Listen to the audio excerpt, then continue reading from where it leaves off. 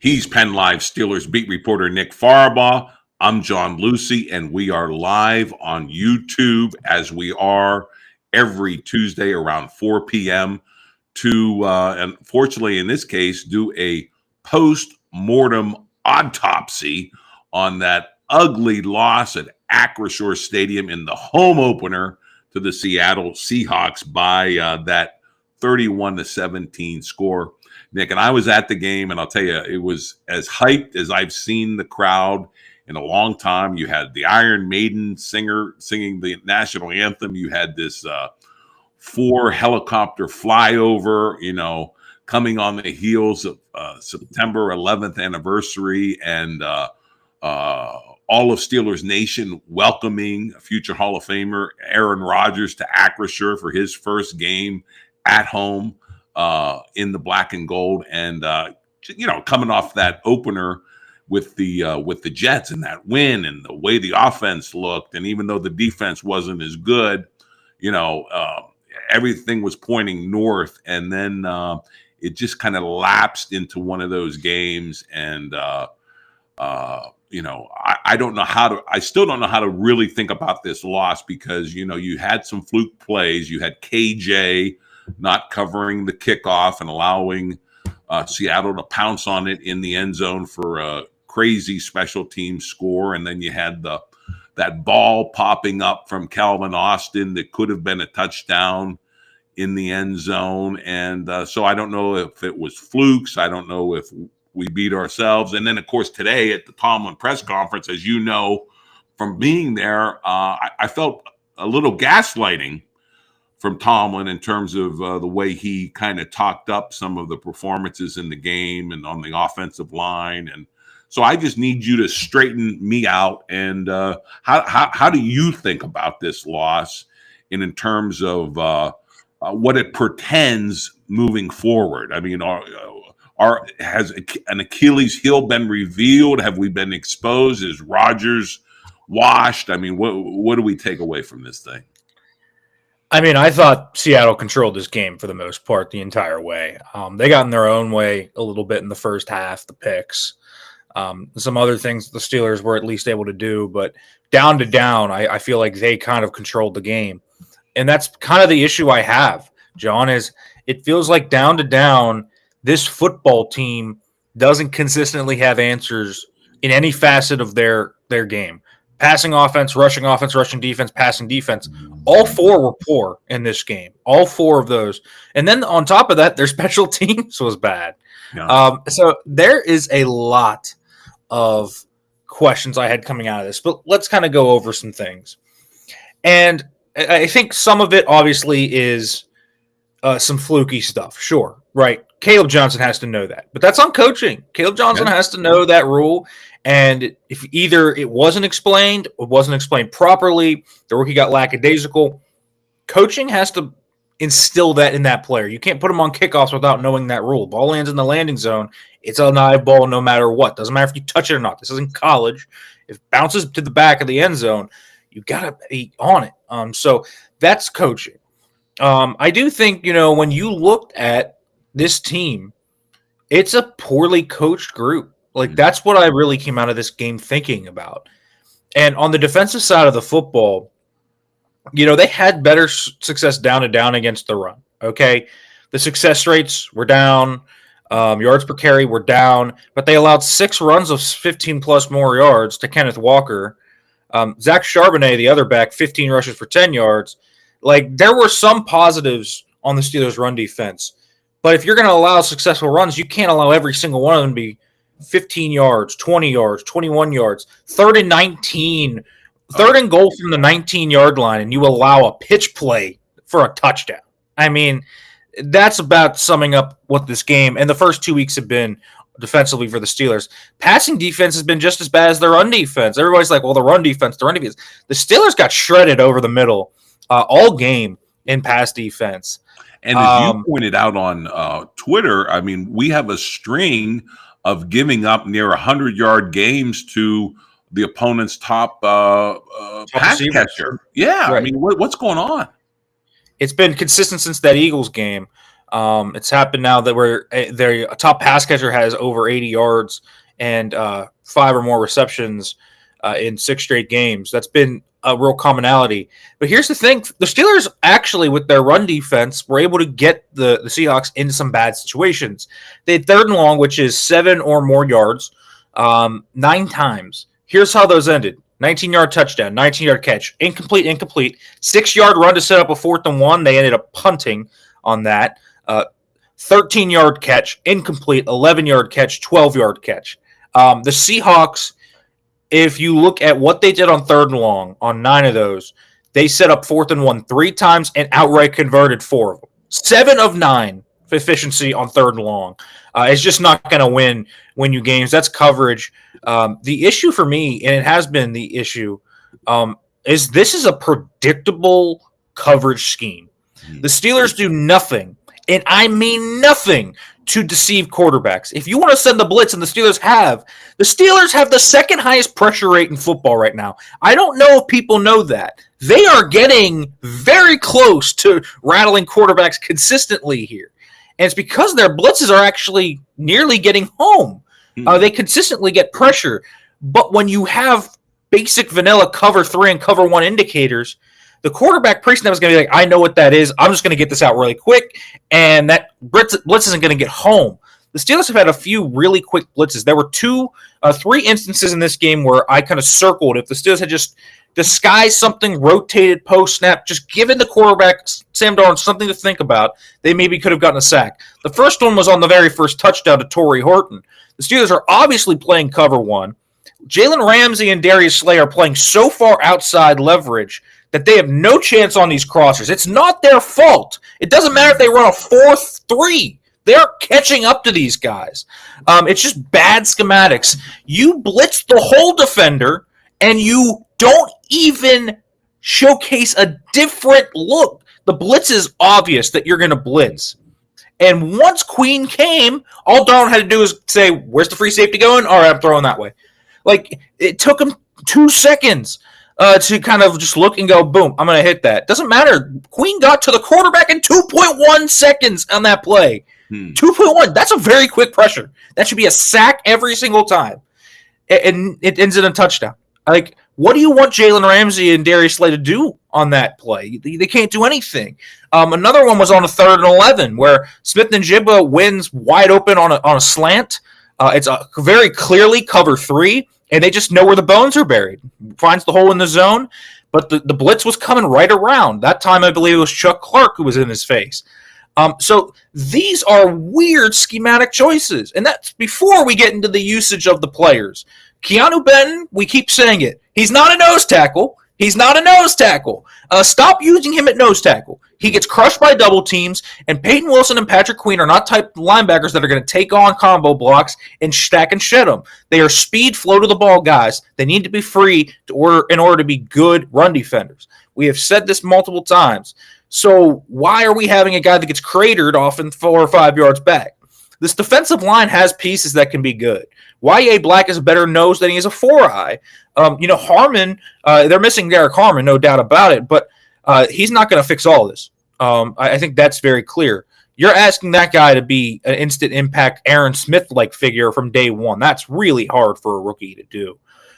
So there's just a lot of things. It's not all schematic, but the scheme is really hanging some of these guys out to dry, especially in coverage. You cannot play static ball anymore in the league. You have to have a disguise rate at least on a third of your snaps. The Steelers have the lowest disguise rate in the league right now, despite blitzing the 4th most. They are getting pressures and quick pressures on blitzes, and it just doesn't matter because these quarterbacks are getting the ball out so fast, John. And that's the biggest issue with this team is if they can just start to do some basic things, and we got an answer why they didn't do it last week. They didn't do it because Mike Tomlin didn't feel comfortable in his veteran secondary to do it. He said, these guys are new to us. These guys aren't really that new to you, Mike. You've had them around the team for 2.5 months now. I feel like you should know if Jalen Ramsey, Darius Slay, Juan Thornhill, and Chuck Clark can run a few rotations post-snap. I think that's not a hard thing to ask. One injury cannot be just so critical that it just blows up the entire defensive playbook to where you can only play static 1 and static 3 mixed in with some quarters and cover 2. It's absolutely mind-blowing to me with that. So the defensive coaching completely off the wall. In terms of the offense, I still think that they actually have some things to work on. I think we are starting to see some of what the Steelers want to do. But I thought the passing game and kind of the overall game plan was a little bit lackluster in this one. Just too much work from the gun. I thought the play action stuff. Aaron Rodgers the week before was 6 of 8 for 75 yards and 3 touchdowns. This week he was 1 of 5 for 7 yards on play action. So not a ton of play action in this one. A lot of coverage sacks, 3 sacks in this one, but Rodgers held onto the ball significantly, a half second more than he did against the Jets. So they were really quick to get the ball out against the Jets. This one, not so much. He got sacked 3 times, and I described 2 of those as coverage sacks. No one was open. I thought that the playmakers didn't make as many plays in this one. I thought they kind of stood on their heads against the Jets and made some really nice plays. But you saw, Freiermuth drop that beauty of a pass on the first drive. Yeah. We didn't see Calvin Austin we saw Calvin Austin make what I think would have been a touchdown to Pat Freiermuth, an interception to Darion Kendrick after that great play by Jalen Warren. So we saw things on the margins here. Even the running game, I think, had some strides forward. It's not going to show up in the stat sheet, but Jalen Warren, 43% rushing success rate when having the ball. That's pretty good. It's just an individual success rate. I thought when Kenneth Gainwell came into the game, to be quite honest with you, I don't want to pin on one guy. The offense just died. It just kind of did. Warren would come out. He would come in. I don't think 18 touches is enough for Jalen Warren. I think he should have more touches than that. He is a dynamic player. I understand if they're clouding guys like DK Metcalf, and they were clouding DK a lot in this game, but other guys need to step up and make plays, and you have enough weaponry, I think, to design stuff like that. I also just think some personnel decisions are really odd. There was one third down early in the game where they took DK off the field, ran 13 personnel, and Scotty Miller was the lone wide receiver, and Kenneth Gainwell was the running back, and I don't understand why Arthur Smith loves to do that stuff. So, yeah, there's some things to work on offensively. Rodgers didn't have his best game. He should have, he threw 2 picks, but Darion Kendrick should have picked him on a previous drive. He's almost gotten burned on a few throws. The Steelers need to push the ball down the football field. They need to use play action under center more. They need to do some different things. But I actually at least think that they are being creative and trying to find the ways to utilize their guys correctly, even though I have some things that I would like to see change. The defensive side of the football, the schematics that they are utilizing defensively are killing these guys. This is too talented of a defense to be this bad. I'm not saying that all these players aren't playing well, or they could be all pros. It's not like that, right? There's definitely some struggling elements to the defense, and the players own some of that. But what they are asking some of these guys to do is just astronomical defensively. It is hard to win when you are that static in 2025. It just is.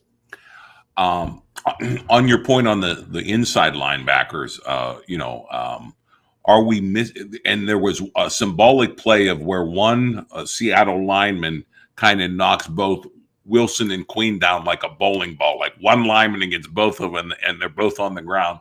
I saw a lot of mentions and pining for Landon Roberts on social media that we kind of miss what he brought to the defense. Is there any truth to that we don't have, a true stopper in the middle there? Well, I think it could be. I think theoretically that could be Cole Holcomb. I think they need to figure out if that's Cole Holcomb, but I don't think it's crazy to think it could be Cole Holcomb. I do think Holcomb is a guy that could fit that mold. When he was on the field in this game, 3 rushes for 1 yard. It's a small sample size, but you kind of saw them have some success with Cole Holcomb on the football field. Outside of the one play where he just backpedals and almost allows Kenneth Walker to get the first down, I'm still not sure what happened on that play. He was actually pretty good and aggressive in this game. So maybe he's the answer. I do think Peyton Wilson's a little overexposed right now. I actually think he's been very good in coverage when they have asked him to kind of man up on guys. And it's kind of looked overall. I have actually been pretty impressed by him. So I do think Peyton Wilson, in terms of coverage, has been fine, but the run defense has been brutal. And really, the run defense issues, there were 2 runs in this game, John, where the Steelers shift late on the line, and they shift the wrong way. Hmm. And what I mean by that is they shift left, the run goes right, and they lose off alignment alone. There were 2 plays in this game. TJ Watt went late from the edge into the middle on one of them, and then in the next one, they just stemmed to the left, and the run goes right. They lost off alignment alone, where they allowed, I think, 16-yard run and 21-yard run to Kenneth Walker, where they just lost it off the alignment. So, there's some weird things happening there. Again, that's coaching to me. Have your guys aligned. Let them know which direction to go. Don't stem the wrong way. Why are they stemming the wrong way? Why are they not set for the snap and going the wrong way? All communication. Yeah, all these things are issues. It looked like at some points on 3rd and long when the Steelers would run man-to-man or where they would run 2-man and mix things up. The safeties were playing too deep and not playing to the sticks. They weren't playing tight enough. There weren't well-coached points. It's not, when you talk about communication, it's not like, did this guy just blow the coverage and leave the guys wide open? Is he playing the right depth? Is this guy giving help when this corner expects it? I thought Jalen Ramsey in particular was hung out to dry in this game. He did not play well, but that's because he was asked to do something I'm not sure he could do very often. And on the last play where Jackson Smith-Njigba made a really nice catch, honestly, he's in good coverage. It's just a really great pitch and catch. That's just a good play by the Seahawks. But the Steelers, man, they looked badly coached in the secondary and badly coached up front against their run. And these basic things are killing them. You can't be at a coaching disadvantage like this consistently and expect to go out there and be dominant defensively.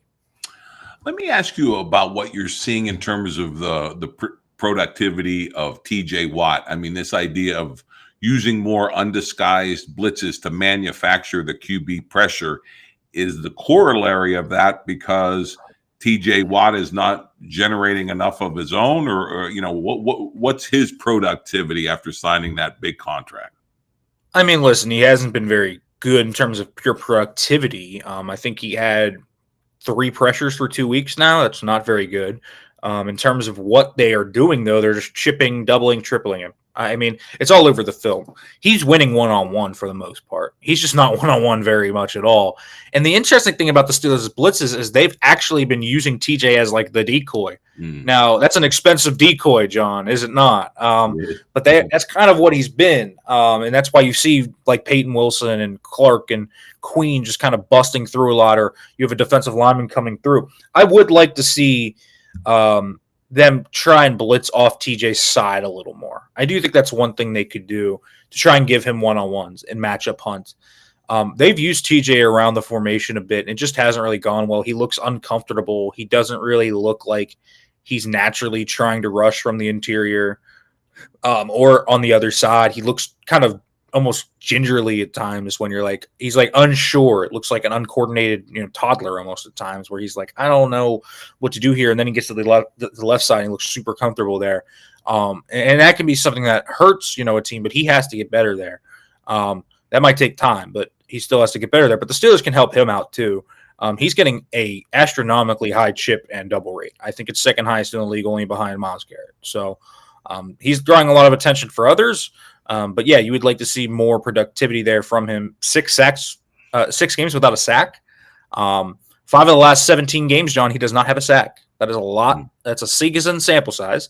And it's because, in large part, I think largely schematics in a large way, teams just figuring out how to take him away. And it's like the Steelers won't commit to a way to do it or won't help him enough. And you would hope they would, but it hasn't happened yet. They've just kind of been saying, okay, you can do that. We'll just decoy him around and send the other guys. But TJ Watt is such a big, huge impact on the game. I mean, you've seen the rushing charts, right, John, where we see left is always where they're going. They're running to the left side every time. They're going at Benton. They're going opposite of him. And it's not really the edge rushers. Like Highsmith and Herbig have not been bad in the run defense. It's been the interior there. They've been running at Peyton Wilson and Keanu Benton said, all right, we got this. And TJ Watt has kind of been on the backside of plays left out. So they've really done a nice job isolating him on an island. And I do think the Steelers need to utilize some different tools to try and get him out of there. So, what is, based on what you heard from Tomlin, based on the injury report, what is the prognosis for this defense heading to New England now? Well, they're still going to be very hurt. I think that's very clear. Harmon, Elliott, Loudermilk now down, Porter. I'm not really expecting any of those guys to play based on the language he used. He called, Elliott, Harmon, and Porter questionable at best. Not great. They ruled out Highsmith and Loudermilk. Loudermilk might go on IR. I don't think we're going to see him for a very long time. He hasn't been very good through the first two games, but it is a depth piece you lose on the defensive line. I think when you look at this, man, the question has to be, what does it take for a coach to trust his veteran defense to utilize basic schematics everyone else in the NFL utilizes, John? I mean, you just drop an average defensive coordinator in here, someone like, I don't know, let's say Robert Saleh, probably better than average defensive coordinator, but he runs a majority cover 3 scheme, right? It's not all that dissimilar from what the Steelers do down in and down out. Well, he's going to have this team rotating, showing different things, mixing it up. The Steelers have change-ups, right? They run quarters, they run cover 2, man, they run Tampa 2, they run different things, but they don't really disguise it. They have pretty easy tells that you can be like, okay, this is what this coverage is going to be, this is what this coverage is going to be, what's coming from here. They don't really mix it up. And so what does it take for this guy to, trust his veteran defense? It's not like the fill-ins are guys they just signed off the street. Chuck Clark's been around since late July. Right. Juan Thornhill's been here since the spring. Jalen Ramsey's been here since the start of camp. Darius Slay's been here since April. Like, it's been a long time. These guys know what they're doing. At some point, you got to start mixing it up, start showing things differently, and start trying to slow down the processing speed of these quarterbacks. And listen, I think Drake May's a good player, but he is a second-year guy. Maybe you can get him and bait him into some things. But yeah, it's pretty frustrating to watch for the Steelers because while they're injured, you can't just throw everything out of the playbook. You can't just play basic stuff where these quarterbacks don't even have to think about it. Right, because like you said, you try to get the pressure, and they're getting it out so fast because it's so easy to process this defense and diagnose it and go know where like you said, where the bones are buried and know where to go with the football. It makes it too easy for the defense, and the pressure amounts to nothing. On offense, obviously I agree with you wholeheartedly on Jaylen Warren. He has to touch the ball more. I did think that throw to Pat Freiermuth that he dropped by Rodgers was a thing of beauty. But I think my favorite play was that 2-point conversion to Washington. I just thought that was the ultimate mismatch that we saw there, and I just would love to see more of that. Yeah, I mean, they should be really good in the red zone. If there's anything this offense should hang their hat on, it's being very efficient in the red zone. They are very talented in terms of red zone ability. Just guys with Jonnu, Freiermuth, Warren, DK, Washington. They have the personnel to be great as a red zone offense. And listen, sometimes you only make 3 trips down to the red zone. And if the Steelers go 3 for 3 and still get 2 Boss field goals, all of a sudden you have 27 points. And that's certainly, very doable in the NFL. If this defense can play at even average on a given week, you're fine with a lot of that. And I do think offensively, the Steelers need to figure out a balance of, kind of play sequencing and what they want this to be. Right now, it still feels like an odd mix of Arthur Smith and Aaron Rodgers. Like, they're trying to find it. I thought they found the balance beautifully in week 1, where you had the early down stuff being Arthur Smith and the late down stuff being Aaron Rodgers.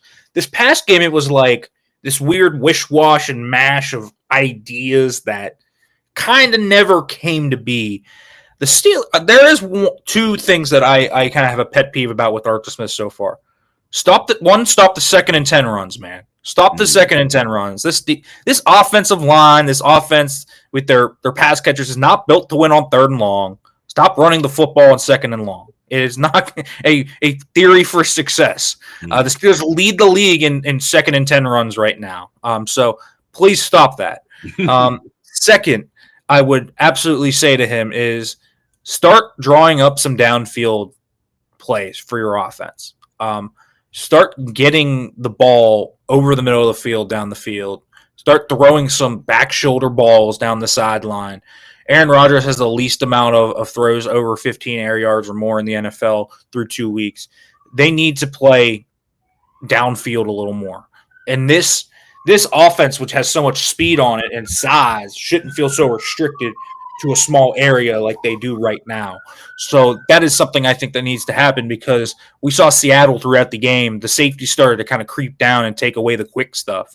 And it reminded me a lot of what I saw when Ben Roethlisberger was here in his late stages, where they would just throw the quick game and teams would play on the quick game.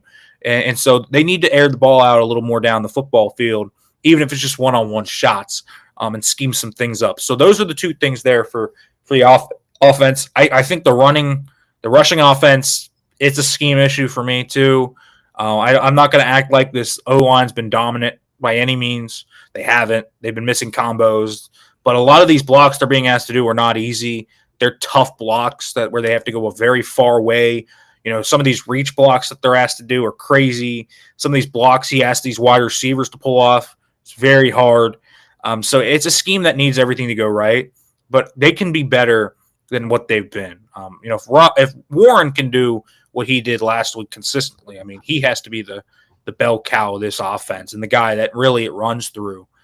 So we'll see where this offense goes. But I am more encouraged that Arthur Smith will at least throw the darts around the board and try different things that I have been with the defense, which hasn't changed anything at all throughout the season. That's where I'm going to go as we get closer to wrapping this up for Tuesday.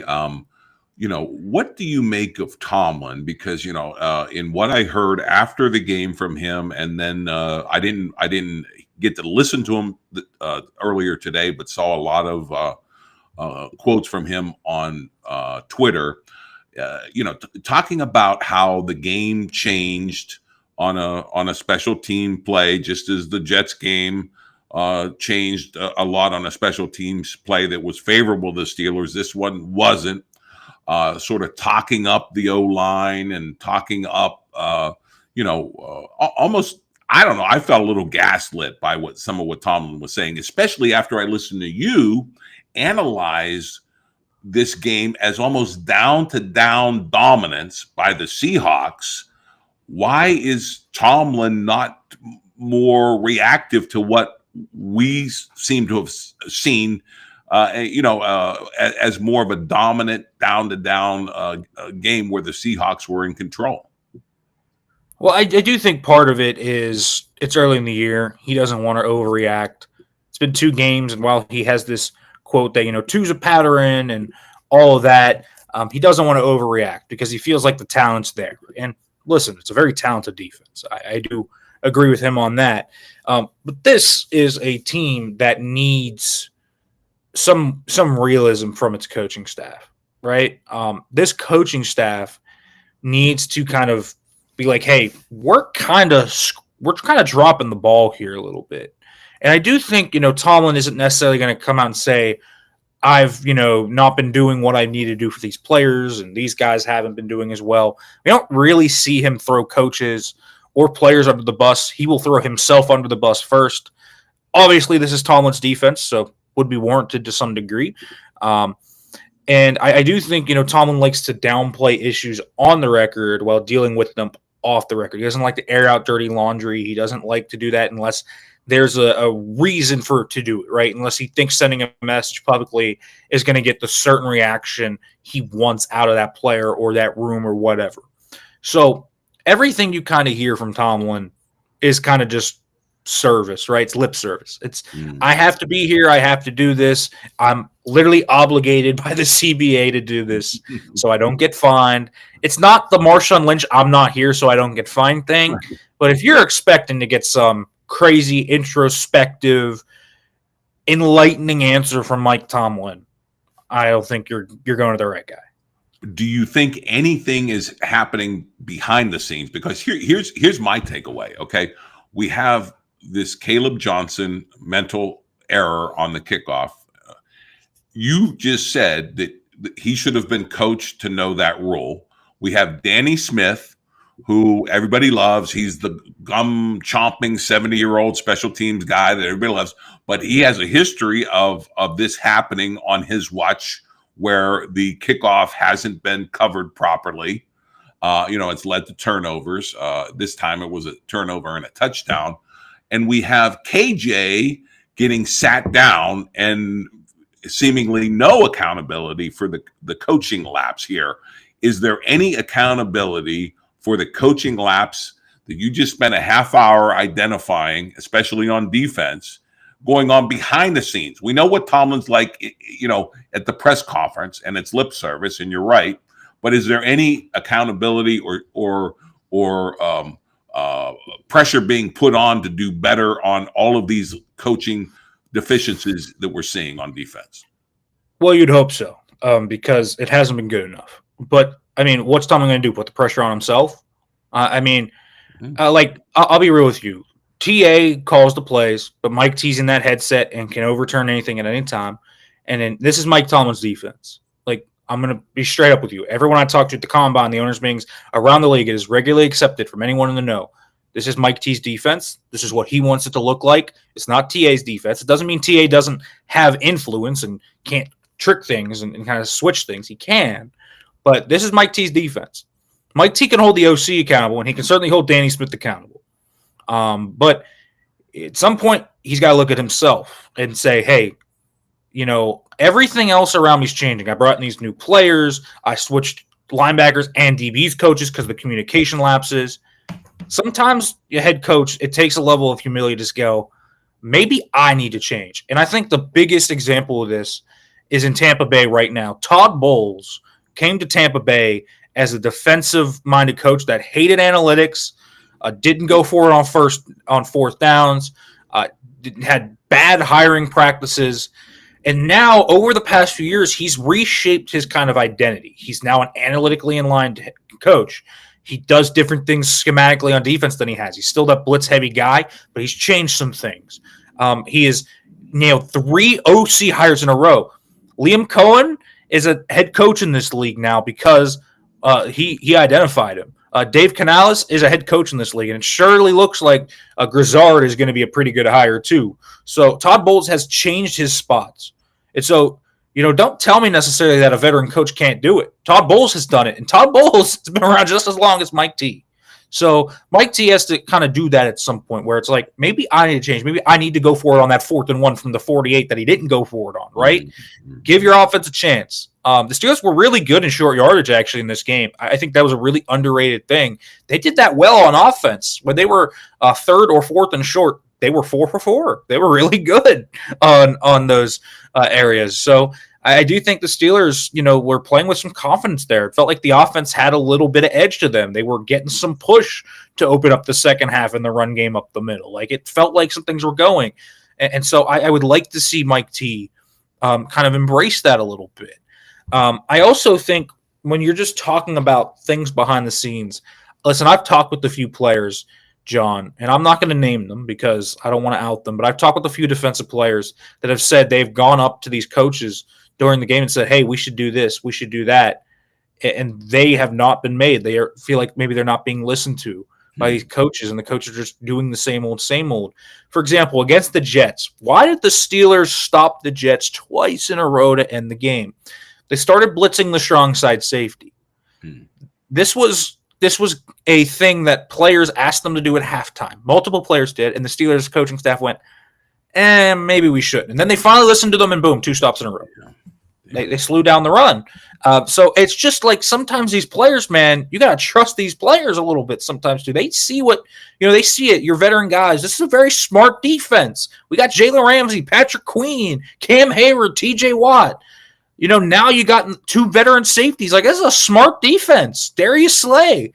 These guys have seen it all. They've all come from different schemes. They know what, you can do. And the Steelers have done a lot of tricky things on the defense throughout the summer. So they have a wider playbook than they had a year ago. So, listen to your guys sometimes. It takes a level of humility at times to change your game plan on the fly and adapt. And I think, sometimes when Mike T talks about living in his fears, No one does it more than him sometimes. Right. Living in your fears is not disguising your coverages because you're fearful your guys are going to blow a coverage. Well, is it because you don't feel like you coached them well enough? Like, is that an issue? That's a separate issue itself.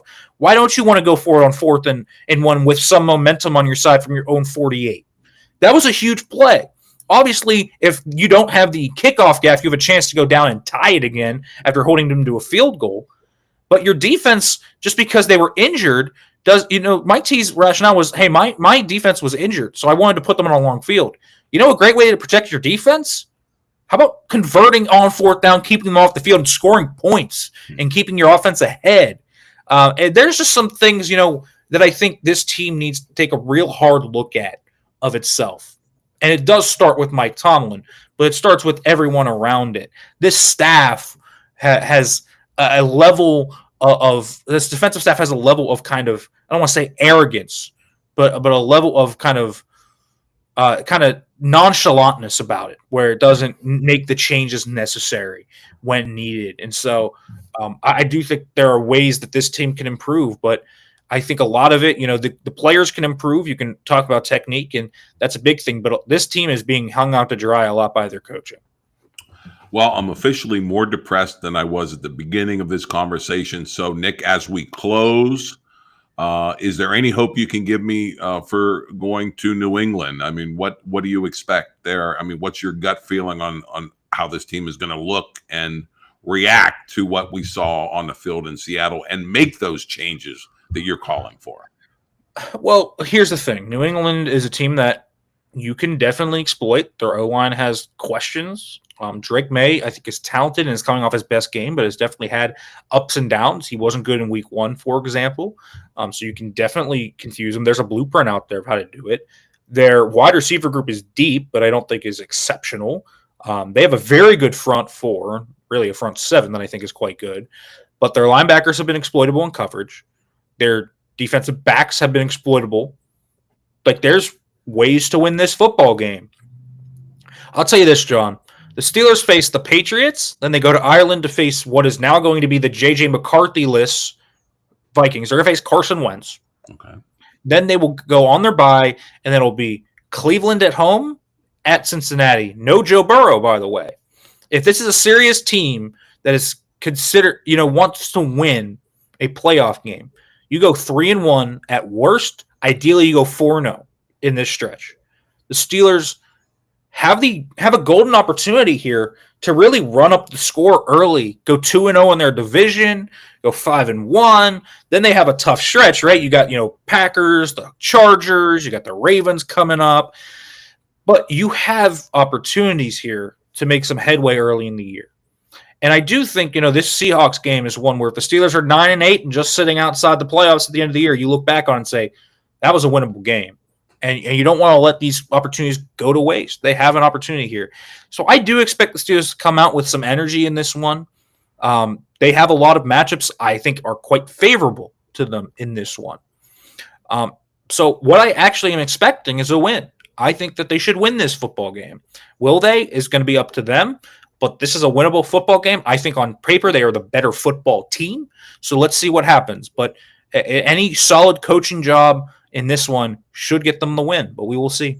All right, Nick. And we will stick with Nick throughout the week leading up to the game in New England. And, of course, we'll be back here on Tuesday for the full breakdown of what transpires.